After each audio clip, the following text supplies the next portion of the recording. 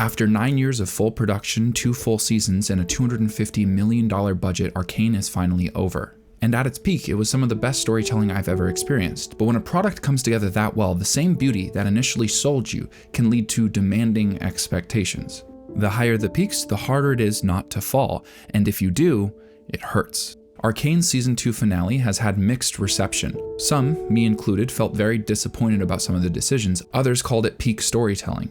Which leads to an interesting question. Despite my disappointment, now that it's over, would I suggest people watch Arcane? My name is Pei, and today we're finally talking about Arcane as a full product, flawed and beautiful. Last week, I released a video predicting what I think would happen in the third and final act of Arcane. And to simplify, I argued that there would be about a 70% chance that Arcane wouldn't be able to deliver on all the plot lines it had set up previously. And after watching the finale, I think that argument holds true. However, something I didn't expect was one of my favorite episodes in all of Arcane also being part of those last 3 episodes. Many people, after finishing the finale, came back to my video agreeing heavily. Others were just simply satisfied, praising the show for everything it was.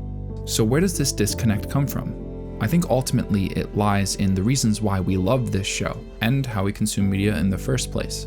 Why do you watch movies and shows? What's your goal? What do you expect? People consume media for drastically different reasons and in many different ways. If you don't think this is true, try asking a couple friends and just see how different their responses are.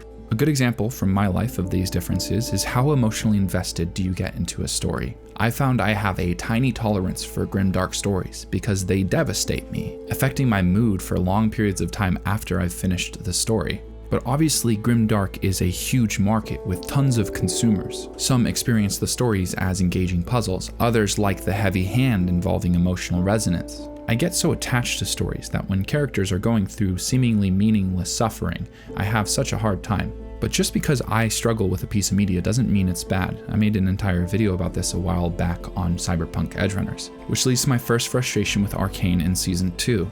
I believe it betrayed its tone.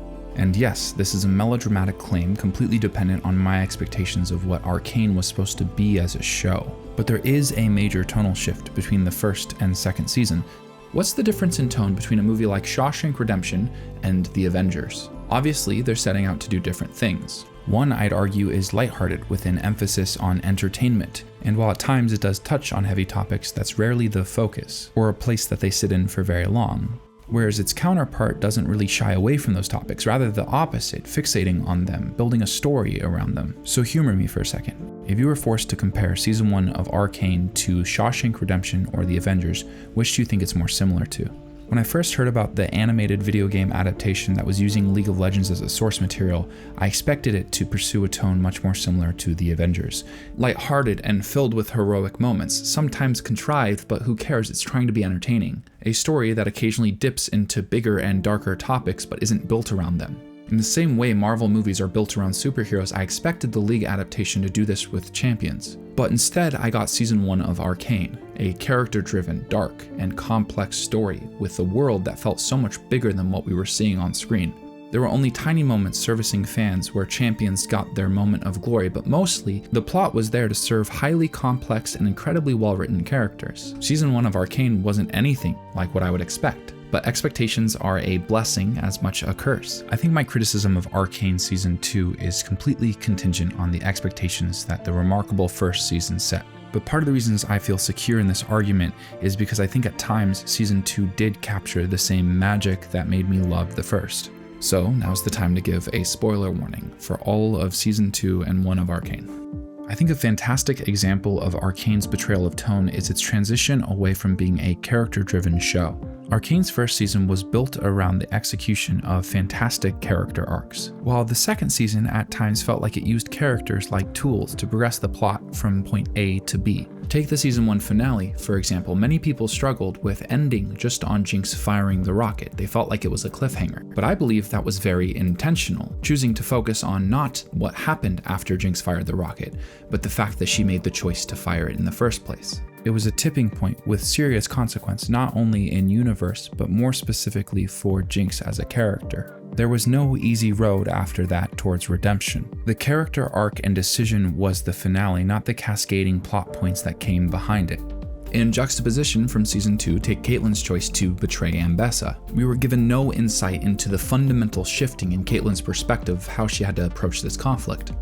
One of Arcane's writers, Christian Link, recently responded to some criticism about how they kind of neglected Vi's storyline in the second season. I think it was an eloquent response, explaining that as writers they were very interested in exploring other characters' plot lines instead. But to me, Season 2 of Arcane felt like 100 good ideas squeezed together in a small 9-episode box, resulting in a lot of these interesting writing decisions falling flat. My favorite example of this is Maddie's betrayal. She was given more screen time and dialogue in her introduction than the entirety of the third act leading up to her betrayal. Instead of feeling like a shocking turn in a dynamic character arc, she rather felt like bullet points that were easy to forget. There was so little setup that by the time she actually showed up as the betrayer, it felt like such a deflated moment that could have been so good. On paper, I really liked the idea, but in practice, it felt so forgettable and easy to brush off. Who cares about Maddie? With the amount of screen time she got, it felt like the writers didn't, so why should I? But not all characters felt like tools being used to progress the plot. When I think of the most emotionally resonant moments in the second season, the ones that stood out to me the most, I think of Isha's sacrifice over Victor's monologue. I think of Echo and Jinx's romance in the alternate timeline, where when Jinx is trying to blow herself up, how Echo continuously stops it. Actually, most of Jinx's writing in the entire second season was fantastic. Everything they did in her redemption arc, from Jinx's relationship with Isha to her face becoming the symbol of rebellion, a role that she didn't ask for but was forced to step into.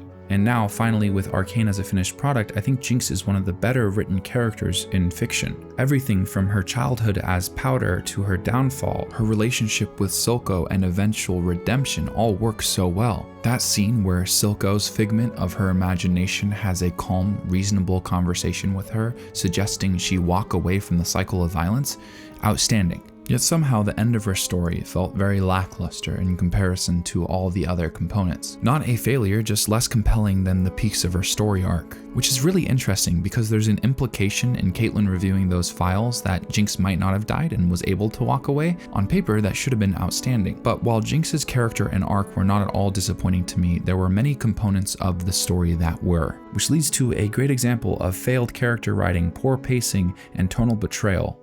Arcane's finale. I'll start first by saying if you enjoyed the finale, there is nothing wrong with that. I'm just simply trying to make my case as to why I didn't. The two major issues I had with the finale were convenience and tone. Coincidence can start a story, but it rarely leads to a satisfying conclusion. The stakes in Arcane's finale are constantly undermined by convenience. And convenience without proper explanation and setup can feel cheap and contrived. In the second season of the finale, Mel, Jace, Vi, and Caitlyn are discussing strategy, but they don't actually say anything substantial. They don't explain the stakes, just that Victor's trying to get to the Hex Gates and Jace is trying to shut them down. But why can't he shut them down before the fight? Will him attempting to shut them down cause the army to attack? Why do they need to take a full frontal fight? How do they know that Victor's going to be in that pod in the first place? Why, when Maddie is staring directly at a cannon that fires at them to destroy a side of the building, do neither Caitlyn nor Maddie get injured? Also, why did Maddie wait so long to betray Caitlyn? Why not there in the tower? Why not with the cannon shot? Or why didn't they just separate Maddie and Caitlyn so there wasn't an opportunity to betray her, so it wasn't so confusing later when she did? Why, when Victor walks into the Hex Core, does Jace not try to fight him? You'd think at least he'd try to stop him before he starts flying away. Oh my god, the amount of times that characters with plot armor get in big accidents only to be minorly scuffed. But in juxtaposition, all the dispensable characters that are set up for only an episode die. It feels so emotionally manipulative, which honestly all storytelling is to some degree, but it shouldn't be so obvious. It should be baked into the tone of the story and consistent with previous writing decisions. This fight, in some ways, tonally is trying to be brutal. This last stand against bad, a unification of two groups that were at odds against one another to fight a bigger threat. But that's its whole different issue, because a unified front against a bigger foe doesn't actually create a stable relationship in the future. It's just a way of ignoring the conflict they set up between Piltover and Zahn. To me, it feels cheap, like a kind of, we're gonna band together with the power of love to overcome evil. But the conflict between Piltover and Zahn was fascinating. I'm getting sidetracked. The deaths in this finale fight feel so measured, incredibly convenient. Any character with plot armor will not die, no matter how threatening the stakes. This is so jarring in juxtaposition to all these side characters that were introduced with little backstories like this father or Loris. They die just to set the stakes. Basically, everyone defending Piltover ends up dead by the time Jinx shows up, except for some reason Stead. He makes it through. Outside of Jinx, who maybe doesn't even actually die, the only characters lost are ones that the audience isn't really attached to, which is crazy because Act 2 ends with a more tragic sacrifice in Isha. Whereas Caitlyn, in a brutal fight where everyone's being murdered, gets knocked out and then set up to execute, and then dodges the first bullet, and then gets stabbed but not killed again, and then right as the last shot comes in, Mel saves her. It's just all incredibly convenient. Brandon Sanderson, a renowned fantasy author famous for dynamic and interesting magic systems, has a couple rules for using magic in plot. The first rule he has is that an author's ability to solve conflict with magic is directly proportional to how well the reader understands said magic. Let's start first with Mel. How does her magic work? Why is she able to use it at such range to save Caitlyn at that very specific time? Why didn't she use it at any other point in the battle to save someone like Loris? While there are some solutions that can be inferred within a viewer's own head, it's never directly stated by the author. It's never shown why she saved Caitlyn but couldn't save other people. To me, it feels like a huge Deus Ex Machina. If magic is going to be a solution to a problem, there should be some consequence. Take, for example, Echo pushing the limits on his time travel. I love Echo as a character and the fact that he gets a chance to be a hero in the end. But when he pushes the limits on the magic, there is no consequence around him.